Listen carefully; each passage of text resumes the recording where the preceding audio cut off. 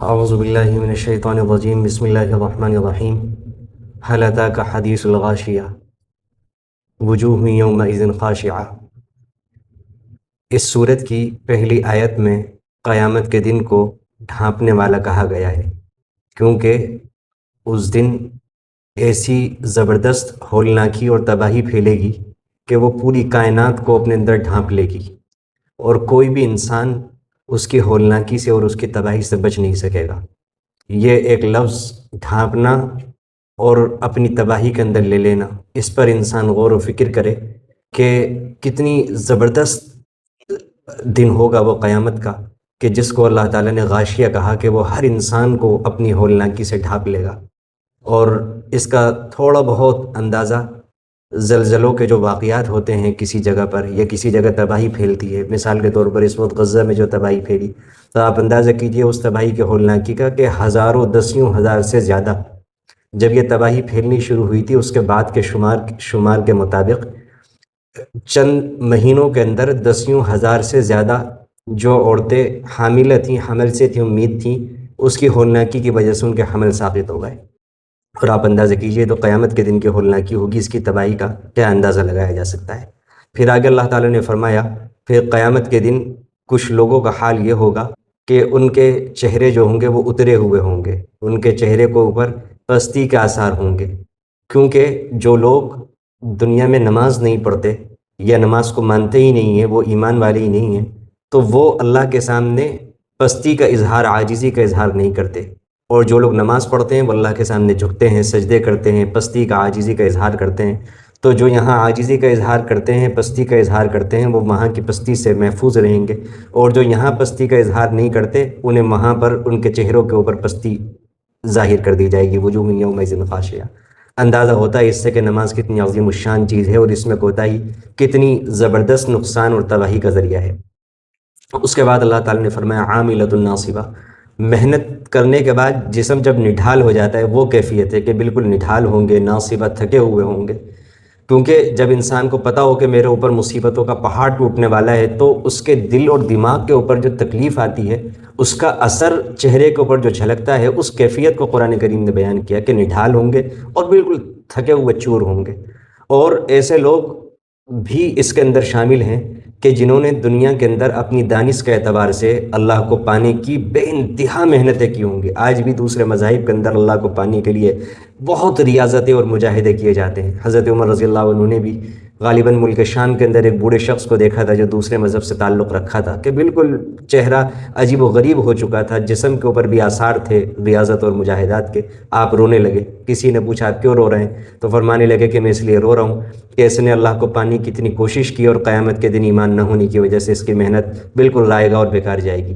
تو وہ لوگ اپنی محنتوں کے ناکام ہو جانے کی وجہ سے بھی پریشان ہوں گے کہ ہم نے اتنی محنت کی اور اب یہاں پر یہ صلہ ملے گا۔ اسی طرح وہ لوگ جو قیامت کا انکار کیا کرتے تھے، وہ بھی دیکھیں گے کہ اب ہمیں قیامت میں سزا ملنے والی ہے۔ اسی طرح جو مانا کرتے تھے لیکن انہوں نے تیاری نہیں کی تھی، ان کی بھی یہ کیفیت ہوگی۔ سب کی اپنے اپنے جرموں کے اعتبار سے کیفیتیں ہوں گی۔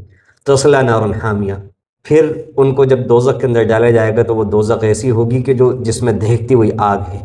تسقیٰ من عین آنیہ، اور ایسے چشموں سے ان کو پانی پلایا جائے گا جو ابلتے ہوئے ہوں گے۔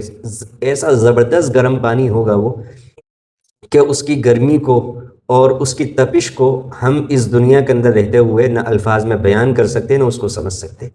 اللہ سب کی حفاظت فرمائے۔ اور کھانے کو ان کو زریع گھاس ملے گی، ایسی گھاس جو زہریلی ہوتی ہے، کانٹے دار ہوتی ہے، بدبودار ہوتی ہے۔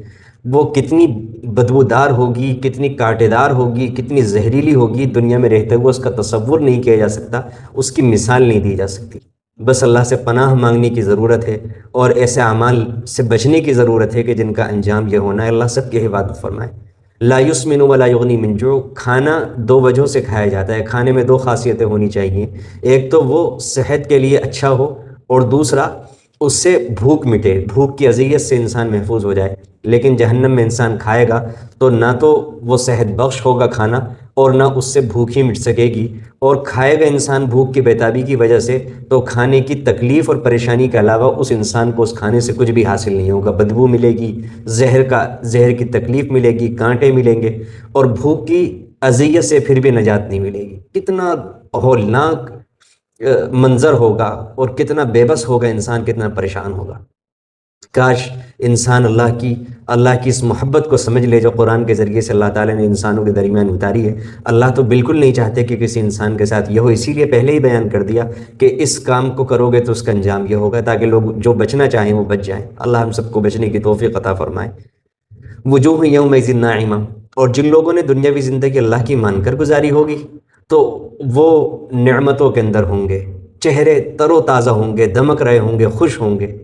لسعیہا راضیہ، انہیں اپنی کوششوں کا جو انعام ملا ہوگا، اپنے اعمال پر جو انہیں اجر ملا ہوگا پورا کا پورا، اللہ کی طرف سے جو وعدے تھے وہ پورے ہوئے ہوں گے، جو اکرام ہوا ہوگا اس پر وہ نہایت خوش ہوں گے۔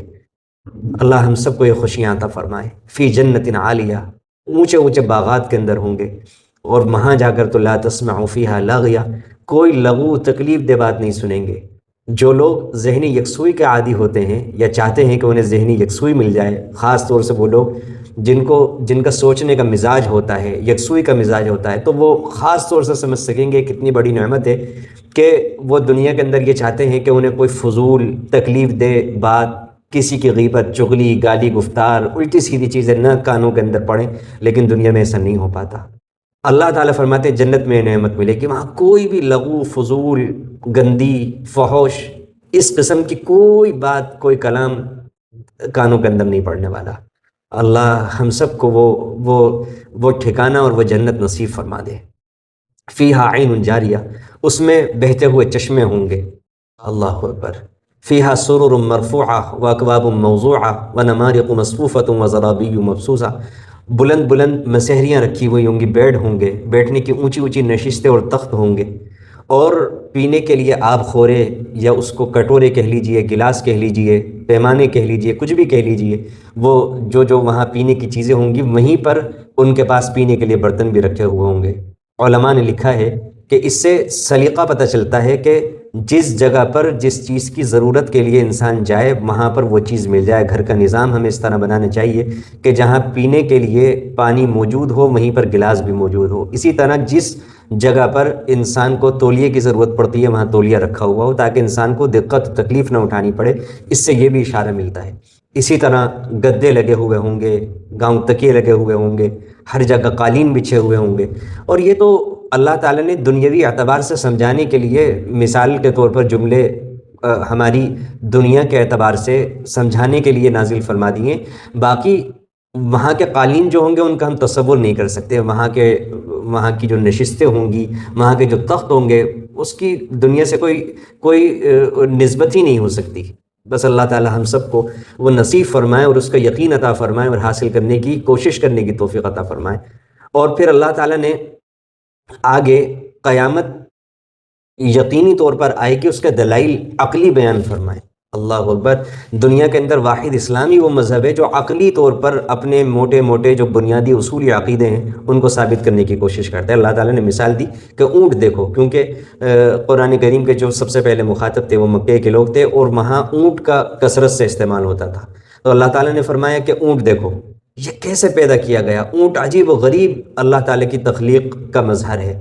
اتنا بڑا جانور، اور طبیعت کی مسکنت کا اور سیدھے پن کا یہ عالم ہے کہ ایک بچہ بھی رسی پکڑ کر کے اسے چلائے تو وہ آسانی کے ساتھ چل لیتا ہے، اور ڈیل ڈول اس کا اتنا بڑا، اور خوراک کا یہ عالم ہے کہ خوراک آسانی سے مل جاتی ہے، غریب سے غریب آدمی بھی پال سکتا ہے، کھانا کھلانے کے لیے، خوراک مہیا کرنے کے لیے دقت نہیں ہوتی۔ اس کی گردن اللہ نے اتنی لمبی بنائی ہے کہ پتے توڑ کے دینے نہیں پڑتے، وہ خود گردن اٹھا کر کے کھا لیتا ہے، اور کانٹے دار پودوں کو بھی کھا لیتا ہے۔ اللہ تعالیٰ نے اس کا منہ اس طریقے سے بنایا ہے، کھال اس کے کام میں آتی ہے، گوشت اس کا کام میں آتا ہے، سواری کے وہ کام میں آتا ہے، بوجھ بے انتہا لاد لیتا ہے، رات کو بھی آسانی کے ساتھ چل لیتا ہے۔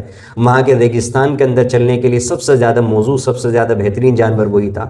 اللہ تعالیٰ نے اس کی چربی کا ایسا سسٹم بنایا ہے کہ وہ پگھل پگھل کر اس کی پیاس بجھاتی رہتی ہے، اور 8-10 دن تک وہ بغیر پانی کے بھی گزارا کر لیتا ہے۔ اس طرح سے عجیب و غریب اللہ تعالیٰ کی خلقت کا مظہر۔ اتنے اونچے جانور کے اوپر چڑھنے کے لیے انسان کو کوئی سہارا لینا پڑتا ہے، لیکن اس کے گھٹنے اللہ نے ایسے بنائے ہیں اور اس کی تخلیق ایسی بنائی ہے، یہ بیٹھ جاتا ہے اور اپنے سوار کو اپنے اوپر سوار کر لیتا ہے۔ تو اللہ تعالیٰ نے یہ کہا کہ یہ جانور ایسے ہی پیدا ہو گیا دنیا کے اندر، اتنا نفع والا جانور، اور پیدا بھی خود ہو گیا اور انسان کے ہاتھ بھی لگ گیا، اور انسان نے اسے اپنی سہولت کے حساب سے ایسے ہی خود بخود بنا بھی لیا، ایسے ہی ساتھ بھی لیا اس کو۔ انسان یہ کیوں نہیں غور کرتا یہ ہماری اتنی ضرورت اور کام میں آنے والا جو جانور ہے یہ کس نے بنایا ہے؟ یہ اس کا جواب دو ہو سکتے ہیں، یا تو یہ کہ یہ خود بن گیا اور خود انسان کے ہاتھ لگ گیا، یا یہ کہ کسی نے بنایا ہے۔ تو ظاہر ہے عقل یہی مانے گی یہ کسی نے بنایا ہے، اور وہ بنانے والی اللہ کے علاوہ کوئی ذات نہیں ہے۔